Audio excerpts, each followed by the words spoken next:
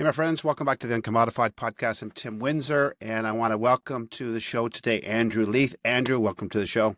Thank you for having me, Tim. Awesome. It's going to be great. Now, just full disclosure, I met Andrew through a common friend of ours, Tom Heber, and Tom introduced us, and the first time we spent time together was at a charity Scotch tasting event. So that was pretty cool. That was a lot of fun. We had a great time there, and I've had a chance to connect with Andrew a couple of times, and I'm really fascinated by who he is and his story, and that's what we're going to explore tonight. But of course, it's an uncorked conversation, Andrew, so I had prepped you for this. So what are you drinking tonight, by the way?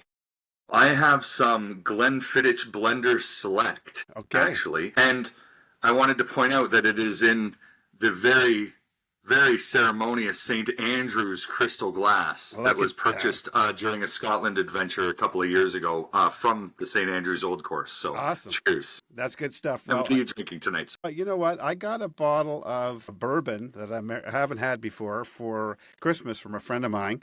It's called Brothers Bond. And it's a straight bourbon whiskey. It's actually a mash that includes rye as its second highest ingredient. Of course, if it's a bourbon, it's got to be primarily made with corn, 52, right, I believe, or more. But the primary grain beyond corn is a rye, so it tastes very much like an old Canadian whiskey because obviously Canadian whiskeys were rye. So cheers to you, my friend. And that's whiskey with an E for anyone that's paying attention. Mm-mm. There you go. And I got bourbon with a B. So it's like today's episode is brought to you by the letters B and W and E. It's like we'll be Bert and Ernie and see how that works, my friend, tonight. Hey, yeah, awesome. Hey, listen, Andrew, tell my listeners a little bit about who you are. And tonight we're going to explore your journey because you've been on this amazing journey and you and I have collided. Our lives have collided at this time. And so who are you and what do you think brings us to this moment tonight of talking together? No, I think that's a great question. Like you said, the first time we met, copious amounts of fun and whiskey. Yes. Which is always a combination for great discussions. And I think that's sort of what erupted at the table during that event and really just getting to know each other. But also, I think it was great. Uncorked is such a great way to explain this conversation. And that's exactly what happened that night. You know, a bunch of guys just sitting around talking about everything and anything, but kind of being unbridled and not, overly crafting our words, just letting it fly. And I think that was sort of, to me, what was the special sauce of that night was we all just sort of sat around, and although we didn't have really a lot of history together, we had some fantastic conversations and we're really transparent about a lot of things that I could say I don't often talk about. Although we may talk about some of them tonight. Who knows?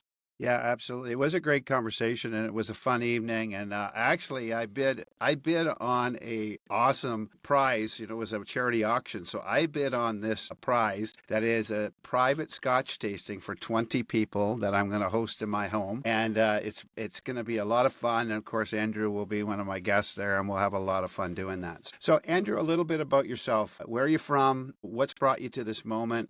I mean, you're on a journey. You've come out of a real corporate world experience, but a little bit about who you are and your journey.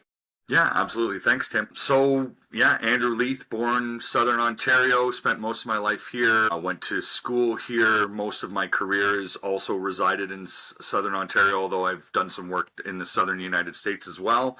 I'm mostly working in high technology and software. I worked for Rogers for a while. I worked for a couple of large multinational software companies. Ultimately working a little bit beside Vista Consulting Company, which was where I really cut my teeth in sales enablement and started sort of developing some of these methodologies that I've been teaching over the last time.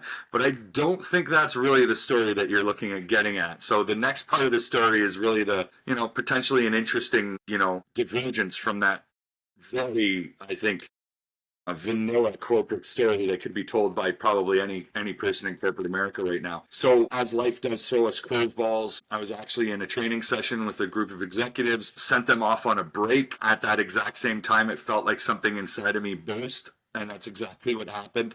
When I went to the hospital, I realized that I have something called diverticulitis, which affects your intestines. My intestine had perforated and I had gone septic, and they removed 12 inches of my intestine in an emergency surgery. So as large things in our lives often are, it was the catalyst for me taking the step to understand more about myself. If I've jumped off the highest cliff I can think of and survived, jumping off those bottom rungs, so it shouldn't be that big of a problem. My whole life knew that I thought a little differently than everyone else and was kind of intimidated and scared by that and never really took the steps to find anything more about it. But once I went through that with my diverticulitis, I realized that, it wasn't that daunting of a task, and I started investigating what I now know is my neurodivergence. So for people that don't know what neurodivergence is, it's a way to describe people that think differently than what would be described as neurotypical people, and that includes things like ADHD, autism and Asperger's, dyslexia, dyspraxia, OCD, PTSD. They're calling them the not invisible minorities, although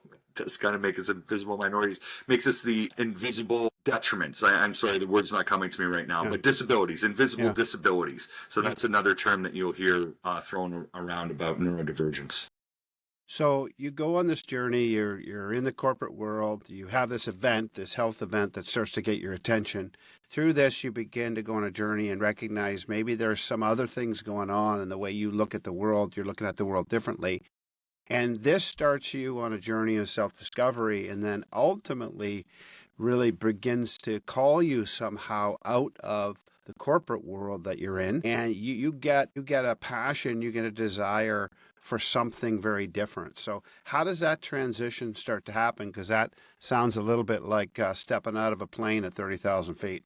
It kind of was, but I just basically decided that, if you're going to dive, you might as well just dive, right? And so how the story goes is about 2.5 years ago, I started investigating my diagnosis, went through my diagnosis, kind of went through the 7 stages of grief, self-loathing and all of these other things until I come out the other side and I feel somewhat rejuvenated. And at that time, I don't want to say I was disenfranchised because I love revenue and I love leadership, but I now found this new burning passion in helping to advocate for other neurodivergent individuals who may be about to embark upon the same voyage that I've gone through, or other people that are like me that don't even know there's a voyage that they're on. They're in the middle of the sea on a ship, sailing or coasting along, not even realizing that that's what's happening. And that was sort of like what happened for me. I find out I have ADHD, I start to investigate what that means for me, and I realized that a lot of the things that I kind of held dear about who I was, some of the things that, to be honest, I thought were kind of unique about me, ended up basically being traits of someone that has ADHD and, someone that's neurodivergent. And so as I investigate this, I realize that I've basically created mechanisms in my life to navigate away from things I didn't even know were happening. It sounds weird, but imagine that you think differently, but you don't know you think differently. So you're the problem, for one. It's very self-deprecating, that's like kind of like this prison that you put yourself in, that you're never good enough because you're trying to live up to these perfectionist expectations that aren't achievable, and I started to realize that I had actually been, and this is, you never got to meet this guy, but I was really buttoned up when I was an executive, like very buttoned up. I wasn't creative. I wasn't allowing my personality or my genuine persona to come through. And I certainly wasn't being vulnerable. And, I think that ultimately those were my biggest downfalls. Although I had a successful career in leadership, I could have been, I think, exponentially better had I adopted some of those other things. And if you know anything about ADHD, this wasn't a conscious decision. It was like a conglomerate of all of these little things that happened in my life that told my ADHD brain, don't act like that. Don't be that guy. Don't be creative. Don't have big ideas. You're just going to get slapped on the wrist. So just toe the line. And you start to build this persona of the person who they want you to be. The difference is, I think everybody does that. For me, I can at least say with my ADHD, it was a subconscious or unconscious decision. I didn't realize that I was putting on a mask to exist in this corporate world. I was just doing it and then ripping it off when I came home, and I'm a professional musician and I'm a writer and I do all of these amazing things that no one in my business career would probably even believe, because I wasn't allowing any of that to shine through. And I certainly wasn't talking to anyone about it. That's interesting. And, it sort of really does tuck into the world that I've been exploring for a long time, this idea of uncommodified or uncommodification, because, I think that all of us at some level are sort of coached in, we're cajoled into this idea of sit down, shut up, fall in line, follow the rules. And whether or not we have other sort of a subset of things going on, whether we're neurodivergent, whether we got another thing that's aching to get out for whatever reason, I think a lot of us find ourselves at a moment in time in our life, in our career, where we're beginning to realize that we're taking on a persona, we're taking on this life and this character or caricature of who we are for the benefit of fitting in, falling in line, being successful, or whatever. And I know for me, and I know for others, as I've talked about this with them, when you have this epiphany, whatever calls you towards this, it is tremendously freeing to be able to say, you know what, this is who I am, and I'm going to learn to love myself in this, and I'm going to become the full expression of who I am, regardless of what has brought me to this moment. So it's got to be tremendously fearful at one level, but also tremendously freeing when you start to have this revelation. The funny thing was like being in that prison, but not knowing you're in that prison, and then all of a sudden stepping outside of the prison and turning around and going, that's where I was living? Like, that's honestly what it was. I'll tell you a very unique analogy. I was on a podcast a little while ago, and the analogy for the name of the show it's called Inside the Pickle Jar. And what that basically means is when you're a pickle inside the jar, you don't know that you're a pickle. So you're green and bumpy and stinky and like you feel out of place.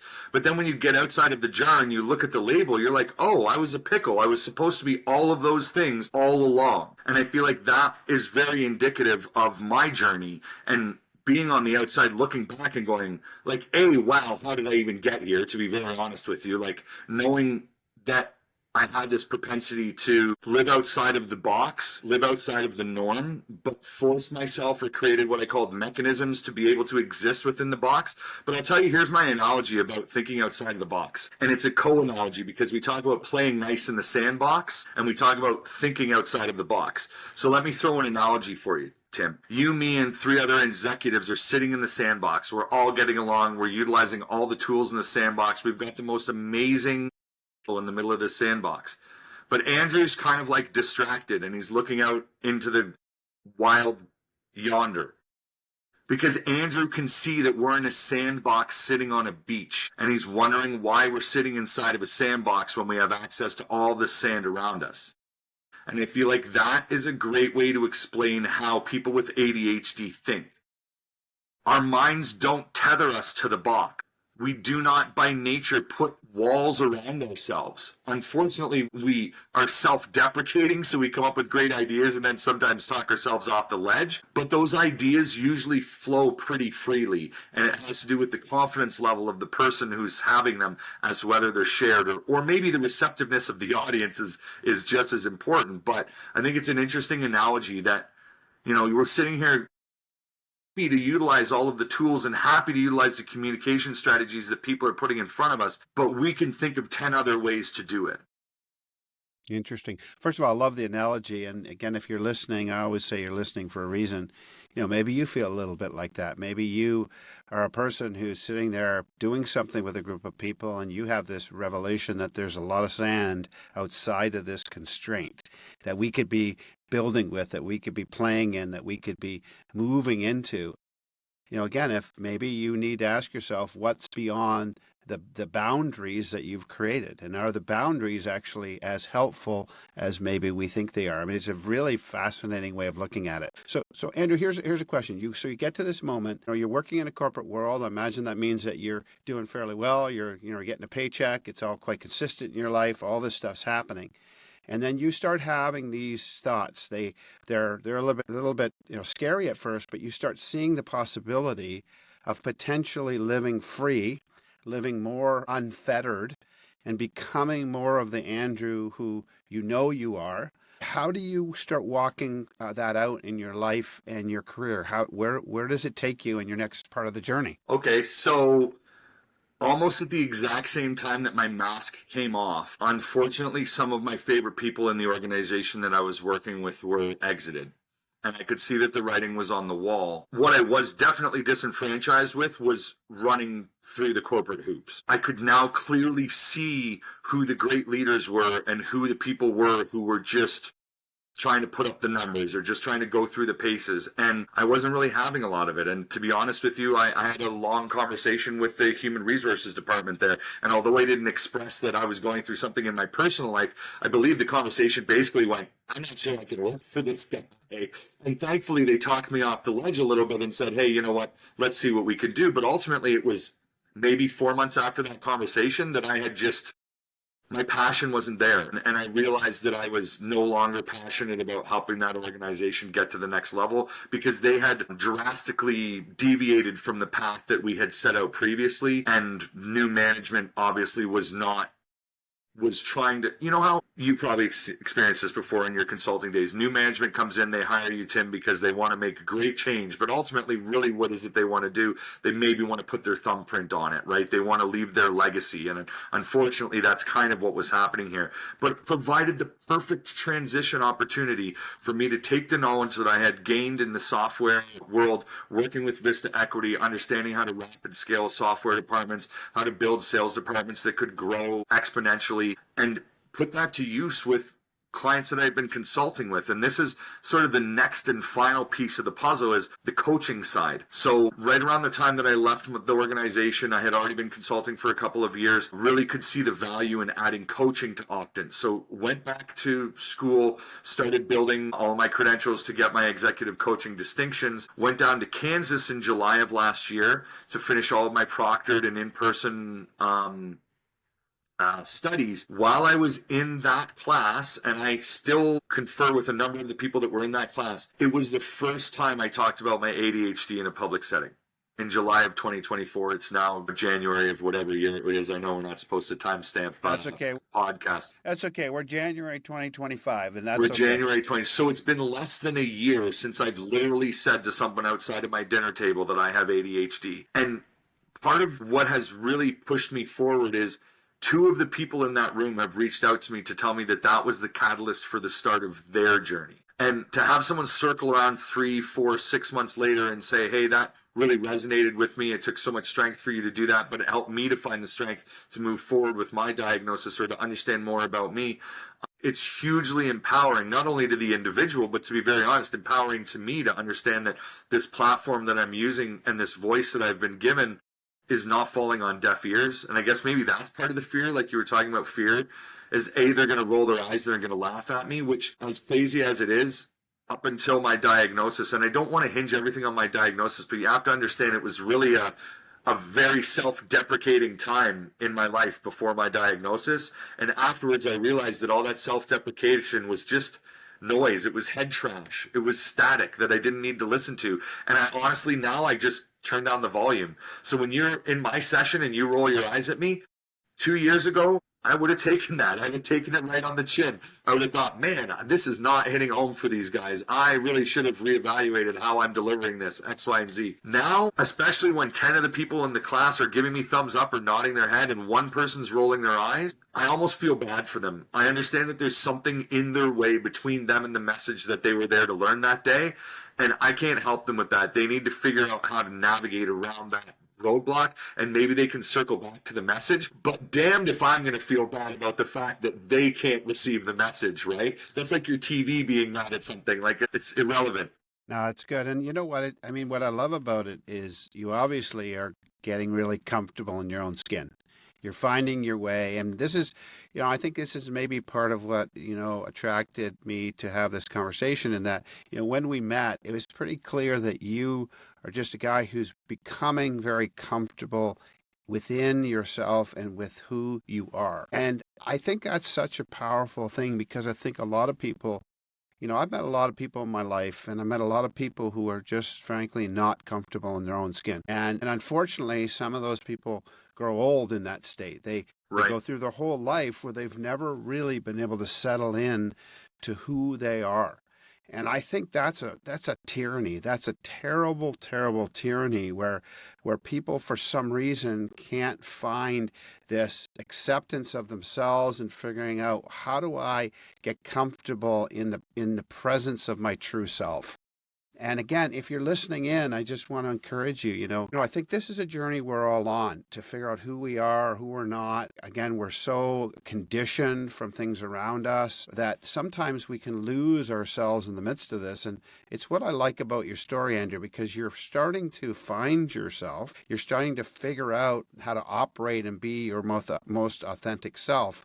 But you're also recognizing that as you do, it actually becomes this sort of sort of this siren's cry for people to sort of get out of the boat themselves and experience something that they've been longing to experience. And so now you're doing this in life, you're doing it in business, now you're in your own business, so you're setting the tone of what this is going to look like, and you're starting to explore this. So I'm interested to know, like, what are the lessons that you think you're learning for yourself that others need to hear, either other people, employees in companies, or maybe leaders in companies? What are you learning that you think they need to understand and learn about this journey so they can actually move forward in their own?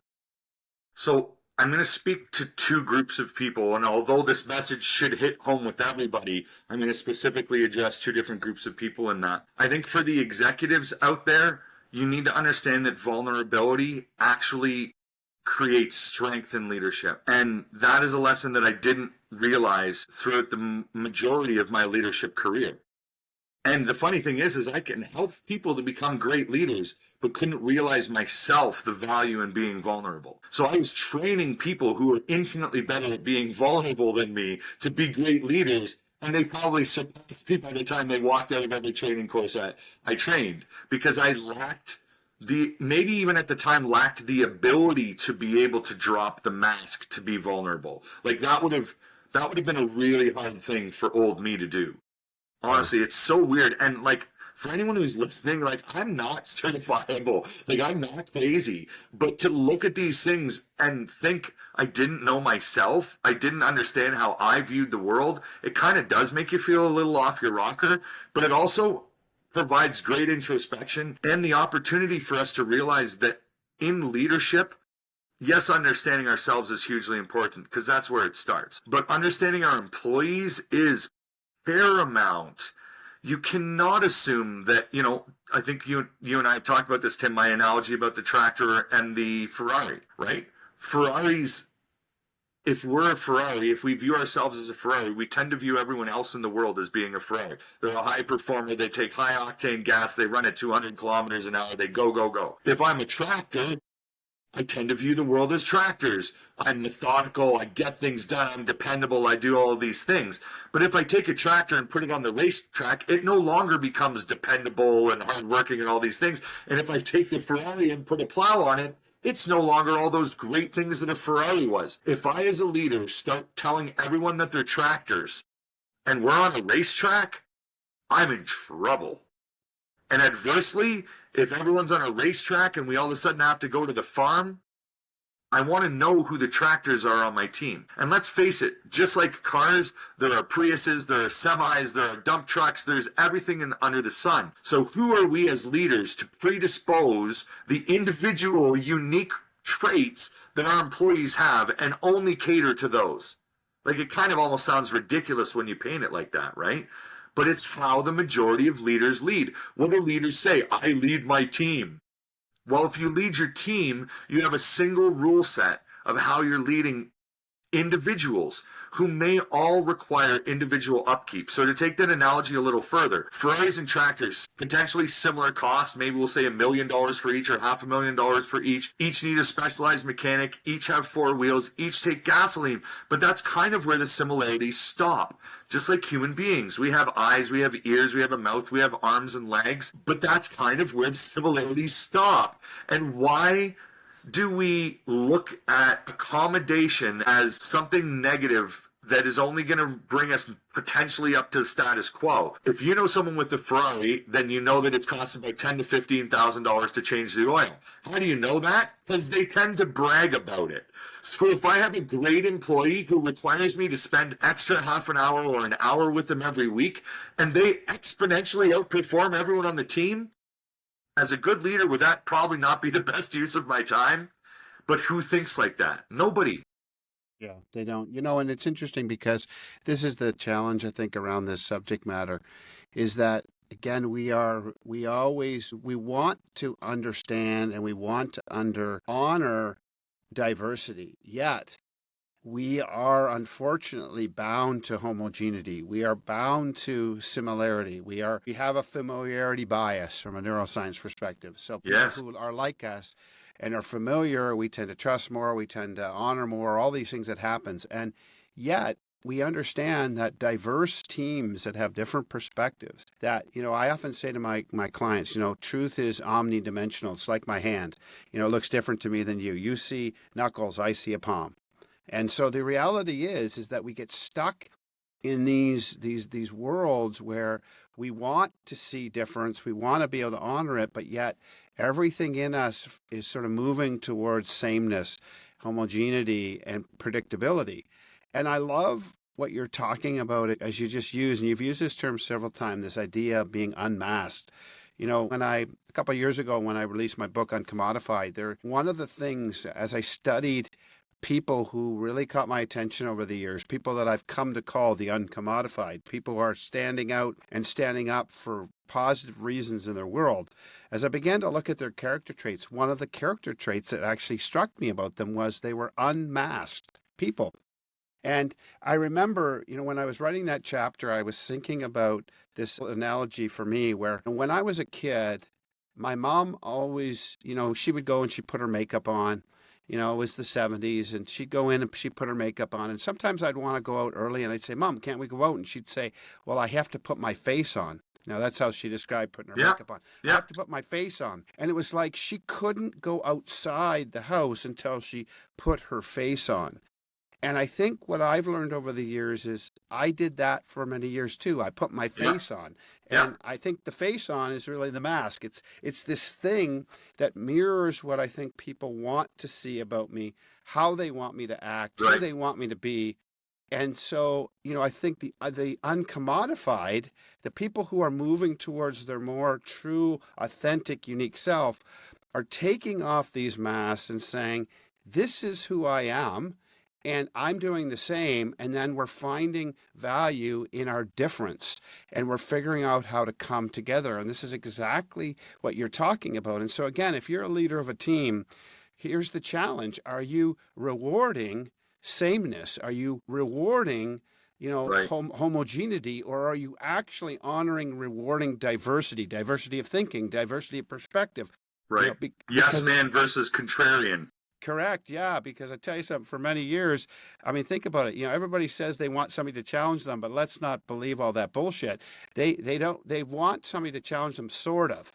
If you do it all the time, you're going to have a certain label about who you are. Yeah, absolutely. Yeah. I get that label a lot. I'm sure you got that label a lot. Yeah. So let me ask you, best advice, let's take a couple of people groups. I've got a child who clearly is showing uniqueness. Mm-hmm. There's a difference in them, and I'm trying to figure it out. What do you think the best thing I can do for them is? I got an employee who's showing difference, who seems to always be the one with the different perspective, something different. How do I honor that and understand it, and how do I navigate through that? I'll answer that question, but then I do want to go back to something else. I think the best thing for any leader is to ask. Right? We can't be diagnosing our staff. We shouldn't be diagnosing our children. But that doesn't mean we can't be asking how people are receiving the ways that we're communicating with them. So asking your employee, is there anything that I could be doing better? Is there anything that I'm doing that's throwing you off your game? I tend to call you by phone. Do you like that, or would you prefer an email? I tend to want responses immediately. Would you prefer if I gave you a couple of hours to think about it? These are questions that if we ask our employees under a very open and understanding forum where they know that they're not going to be judged by giving you the right answer. So that's up to the managers and the leaders to create that culture. But once you have that open culture, you should be able to ask these questions, and hopefully your employees have the faith in you as a leader to know that you're going to make the difference. And here's the one thing I'll say to any leader out there. You can't ask and then not act. You cannot ask and not act. Please, anyone that's hearing this, I'll say it again. Please do not ask people how you can make their lives better and then not act.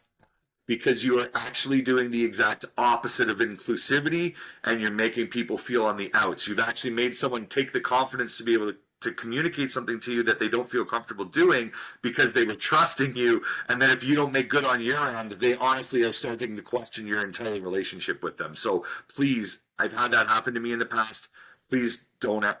The one thing that I wanted to go back to, because I think this is hugely important, and as a leadership coach, this is something I want to hammer on. Do not hire only like-minded individuals. Make sure that you hire contrarians. What's a great way to pressure test your team? Because we're all going to say, well, we don't do that. I don't hire people like that.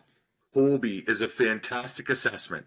So one way that as coaches that we use to benchmark and get a sort of ground zero for our clients is to use assessments so that we can quantify what we're speaking to rather than just talking in hypothetical terms. What Colby does is it looks at 4 aspects of a team and defines who you have in those different roles. And ultimately what it would say is you should have opposing thoughts in the different roles.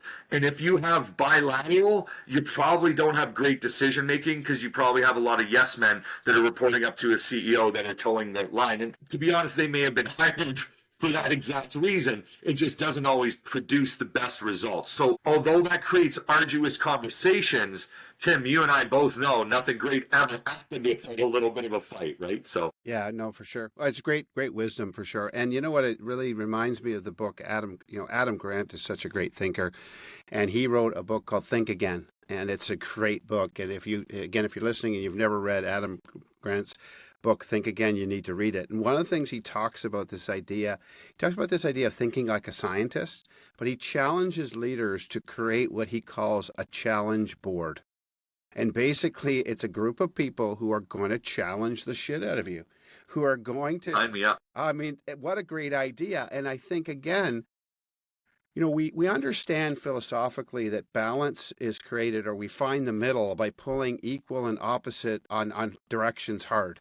So the problem is that, to your point, when we get a team that's all seeing everything from the same place, we can't pull ourselves across and back and find that right tension that creates greatness. There is. I love that. Tension, yeah.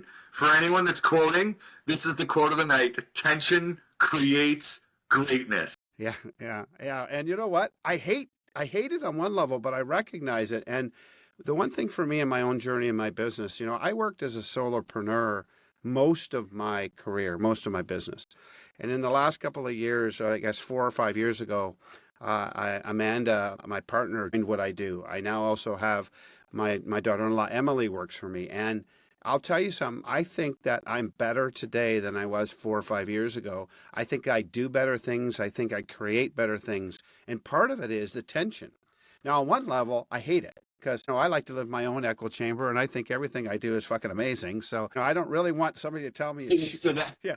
I don't want somebody to tell me it's shit. But you know what? There's been so many times where in the wrestle, in the tension, in the pull, where Amanda has said, yeah, but Tim, what if you saw it this way? I think we shouldn't do that. I think we should do this. And at first I want to say, you know what? Screw you. This is my business. And then I realize, actually, in the end of it, we found something better because of the tension, because of the wrestle, because of the difference now on my team. It's a small team still, but there's some difference. Before it was just me, and I fell in love with my own ideas, and I didn't challenge myself, of course, in the same way. So I'm finding something very interesting, and I think obviously you found it as well. And we could talk all night and we could go on forever. Obviously, we won't do that to my audience. But listen, Andrew, I got a question. So you've got this unique way of looking at things, at life, at business. You're involved in lots of different things. I mean, I've sort of peeked into your world now on social media. You're always somewhere doing something. You do a lot of stuff for the community. You're really investing in the community and the business community locally here. Yeah. But let's just say somebody wants to get a hold of you. Maybe they want some personal coaching. Maybe they want to understand the wisdom and the power of diversity. Maybe they want to release the wisdom, the greatness of tension for their team. Sure. How do they find you? How do they hunt down Andrew and get a hold of you? Awesome. Fantastic question. I really appreciate that. I'm pretty active on social media, predominantly on LinkedIn, because that tends to be where my executive customers or clients are spending most of their time. I do also, like you said, get out into the community. So if you're in Southern Ontario, I'm sure I'll see you at some networking event. But really, if you go to my website, which is octanteag.com, you can see what we're doing there or connect with me on LinkedIn. And ultimately, I think you talked about this before, is just having a pulse on that professional development button and understanding who's out there and what resources are available widens our scope and allows us to understand sort of what directions we can gravitate towards. Like, I've taken more methodologies than I can even count at this point. And, I think it's important for people to find the professional development avenues that provide the most benefits for them. And that's where with Octant, we try to take a couple of different approaches. We do coaching, we do consulting, we do training, but ultimately, just like this, Tim, it's a conversation. I love talking to visionary people who have great ideas, are looking to bring them to reality. I've worked in software and technology, so rapid scaling and revenue generation is hugely something that's been in my wheelhouse. And then again, just really understanding our employees and trying to maximize the potential of each individual person and not looking at people as a department or cogs in a department, looking at them as individual machines that all together make something that's greater.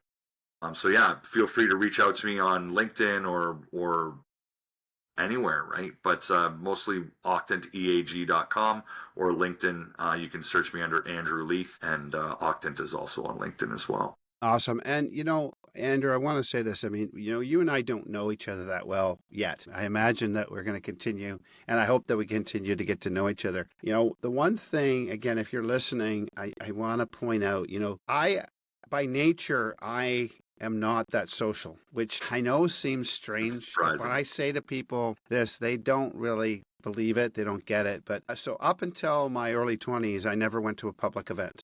I never went to a dance in high school. I never went to a public event. I never did public speaking.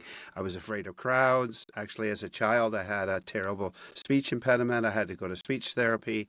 What I do today is very different in some ways to my own journey. And one thing that I've learned over the years is that when you collide with another human, and there is connection and there's collision, not in a bad way, but when your lives collide in a certain season, there's often a reason. There's a reason why the universe sort of brings certain people into your orbit in a season. Sometimes it's seasonal.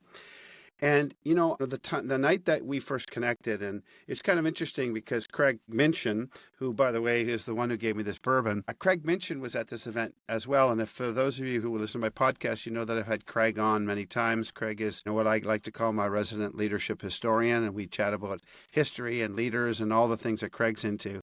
And Craig's a great friend of mine. I know him for 30 years. And Craig was at this event. And Craig and I had gotten together on the weekend. We had sort of an after Christmas with our wives, my wife Pam and his wife Marcia, who we've been friends for a long time. And we were chatting about you, actually, Andrew. And we were saying, Tom connected us all. We had such a great connection. I really appreciate Tom as an individual. He is a brilliant guy. And again, a real connector and just wanting to have his life collide and touch others' lives. And you're that kind of person as well.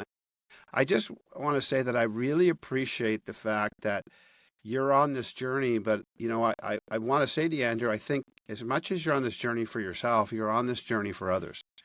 And as you become more your authentic self, you move more into, whatever reason you're here, whatever, again, whether that's by evolutionary circumstance or by some other kind of thing that controls everything. I don't know. Really universal coincidence. I don't know. Big Bang. I don't know. The soup of the universe. Whatever happens. What I think is going to happen at the end of the day, Andrew, is that 2 years, a year from now, 2 years from now, you're going to be, and you're going to see more and more just this unfolding story. And as you see that, and you become more of who you were meant to be, you're going to awaken and unlock these things in others. And, we're at a time right now where we're in this sort of strange time in our history in North America. We've got a lot of tension going on in our societies and politically and all this. We have companies, we have governments and companies sort of dialing back on whatever diversity, equity, inclusion means. Yeah. And all this stuff's going on. But, if we aren't careful, we're going to lose what we've learned. And what we've learned is that difference is fucking wonderful. There is something wonderful about difference. And if Yeah. we're only seeking sameness, if we're seeking, I call it the evil spell of sameness. If we're only seeking sameness, we're going to fall under an evil spell, and it's going Yeah. to You can make the same thing in different colors. correct. It's not going to be quite good enough. And so, listen, Andrew, keep on your journey. Keep encouraging leaders to find that a unique quality in themselves and others, because it is super beneficial. And so I got this question for you. I always like to end my podcast with this question. And you'll answer today differently than you would have 5 years ago. But when Andrew walks in a room and you're bringing that your most uncommodified Andrew self, when you're bringing into a room that unique quality of who you are for the positive benefit for you and others, what do you think you're doing in that moment that is uniquely you? So I think for me, what's the unique thing that I bring to this conversation that has been spoken to ad nauseum? I think I bring the creative side now that I'm out the other side. I bring this creative perspective to an old conversation about leadership and revenue, to understand that differentiating your inputs will differentiate your outputs, similar to what you said, right? Like will attract like, same will breed same. And so I feel like the second thing I was going to say earlier when I was going to address the second group, which this tees me up perfectly, is for the neurodivergent people out there, embrace your superpower. If you have Asperger's and you're great at numbers, go all in. If you're ADHD and you've got great ideas, find someone who appreciates it. If you're hyper creative, utilize that. These are going to be things that AI can't touch in a world when AI can take over everything. So I think that ultimately, neurodivergent people are standing on a precipice where they have the opportunity to reach out for greatness, but they have to take the opportunity to express what they need to be great, and leaders need to be receptive to those requests. The one other thing that I wanted to say to tee you up, or because you teed me up so well, was if there's anyone out there, any leaders, any executives, even anyone working for a corporation, that this conversation resonates with you, I not only do coaching and consulting, but professional speaking has been a platform that I've been utilizing to get this message out to as many people as possible. I'll do anything as small as a lunch and learn or a team meeting to a keynote speech or a breakout session. If you like what Tim and I are talking about here and you think that this could have value at your corporation, reach out to me. Let's have the conversation. And if I can build something great for your team to help them see the value of all of this, that's literally why I get out of bed in the morning. Absolutely.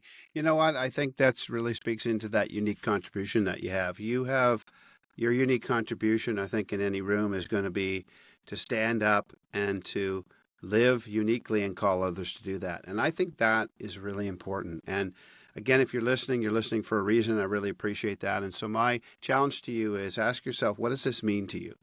How do you live within the full uniqueness of who you are? How do you take off your mask? You know, maybe the first question is, what mask are you wearing? You know, are you wearing a mask that you need to take off? Is it unhealthy? Is it unhelpful? Is it something that you gotta ask yourself, is this actually the real me? And we are encouraging you to find your real self and to take off the mask that people put on you, you put on yourself, or you've allowed your society or your business to put on you so that you could be acceptable. Because it's time to get unmasked and become unashamed of who we are for the positive benefit of others. And as you do, I'm going to challenge you. Email me at tim@theuncommodified.com or look me up on social media, send me a DM. Let me know what you're thinking as a result of this conversation. And Andrew, thank you so much for your time tonight. It's a great conversation, and I'm looking forward to having many more of these and many more scotches with you, my friend, over the years. Thanks again, Cheers guys, to that. for listening. Cheers. Have a great day. Thanks for listening.